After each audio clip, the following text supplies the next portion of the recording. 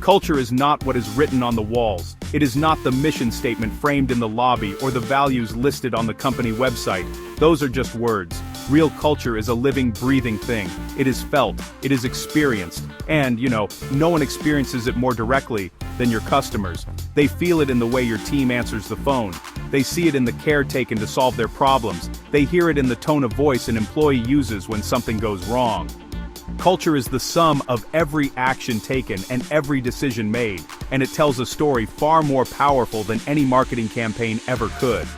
When a leader says, "We put customers first," but an employee is penalized for spending too much time helping a single customer, the real culture is revealed. The customer doesn't hear the leader's words, they experience the employee's rushed, impersonal service. They feel like a number, not a person. This gap between what is said and what is done is where trust erodes. Customers are incredibly perceptive. They can sense when an organization is aligned and when it is in conflict with its own stated beliefs. They can tell when your people are inspired and when they are simply complying. Think about the last great customer experience you had. Was it because of a clever slogan or a flashy advertisement? Probably not. It was likely because a person, an employee of that company, made you feel seen, heard, and valued. That employee behaved that way not because a manual told them to, but because the culture they work in empowers and encourages it. They felt safe enough to go the extra mile. They believed in what their company stood for.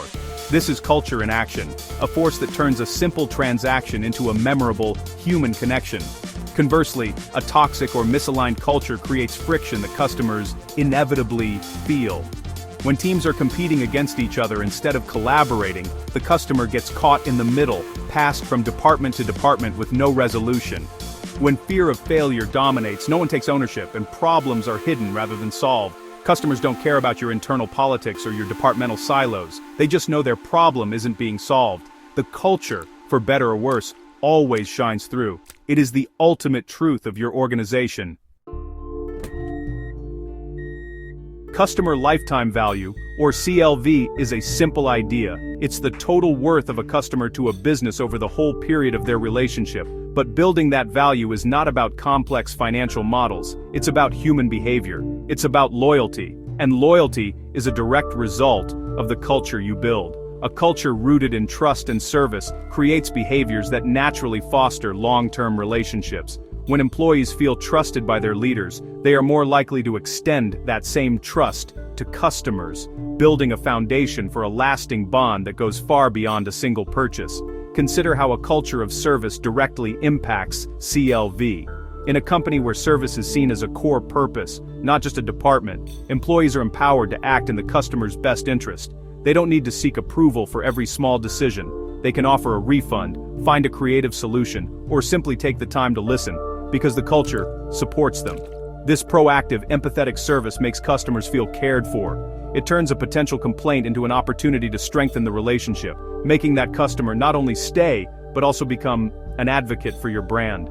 Trust is another critical pillar. A culture that prioritizes transparency and integrity, even when it's difficult, builds an almost unbreakable bond with customers. When a mistake happens, and mistakes always happen, does the company hide it or own it? A culture of ownership means admitting the error, explaining what happened, and making it right. This honesty, this vulnerability, doesn't drive customers away. On the contrary, it pulls them closer. It shows them that you are a reliable partner who can be counted on, which is far more valuable than a flawless but impersonal record. Finally, a culture of learning is essential for sustained customer value. Markets change, customer needs evolve, and what worked yesterday may not work tomorrow. A culture that encourages curiosity, listens to feedback, and isn't afraid to adapt is a culture that will keep its customers. When employees are encouraged to listen to what customers are saying, and when leaders listen to those employees, the organization can evolve in real time.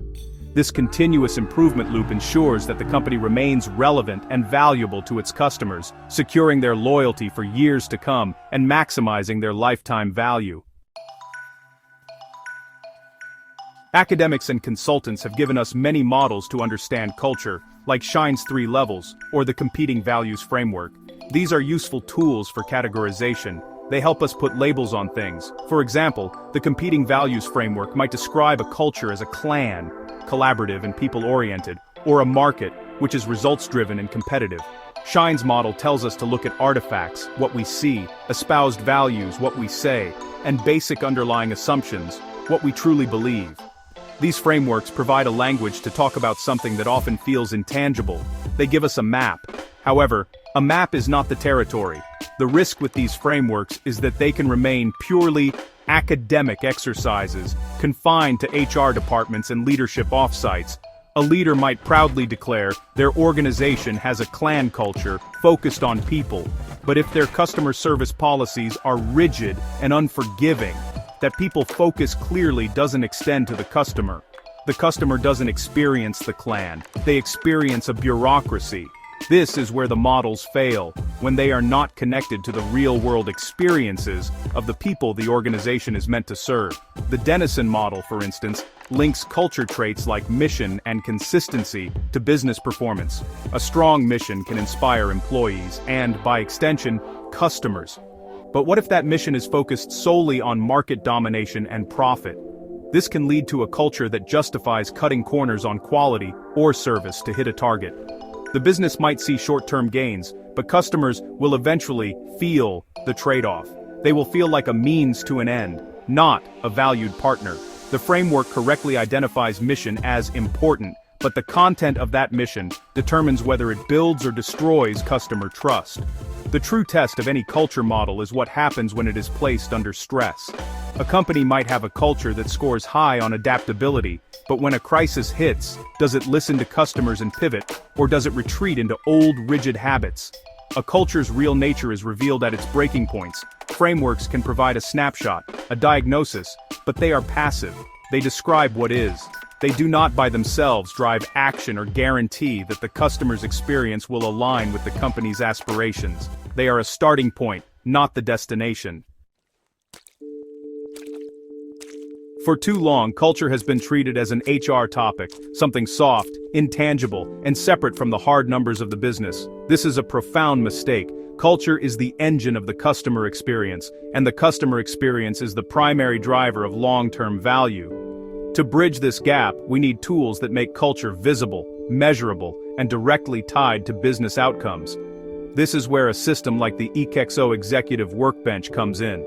It moves culture from the abstract realm of feelings and values into the concrete world of data and action. The purpose of such a workbench is not to replace human judgment, but to inform it. It maps the cause and effect relationship between specific cultural attributes and real customer behaviors. For example, it can show a direct correlation between a team's sense of psychological safety and that team's net promoter score. When leaders can see on a dashboard that a dip in employee empowerment is followed by a rise in customer complaints, culture stops being a vague concept. It becomes a critical business lever that can be pulled and adjusted with purpose and precision. This approach makes culture a practical tool for every leader, not just the KHRO. A chief financial officer can see how investing in employee training directly impacts customer retention and, therefore, revenue. A chief operating officer can identify how process bottlenecks are creating internal friction that spills over into poor customer service. The eCxO Executive Workbench translates the why of culture into the what of business performance. It provides a common language and a shared set of data that allows the entire leadership team to take collective ownership of both culture and customer outcomes. Ultimately, leaders have a choice. They can continue to treat culture as a footnote in their annual report, or they can embrace it as the very foundation of their success. Ignoring the deep connection between how your people feel and how your customers are treated is no longer a viable strategy.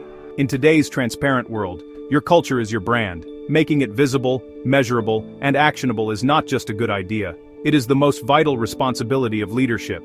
It is how we build organizations that last and relationships with customers that endure. True, sustainable value is born from a cause we believe in, expressed through a culture we live every day.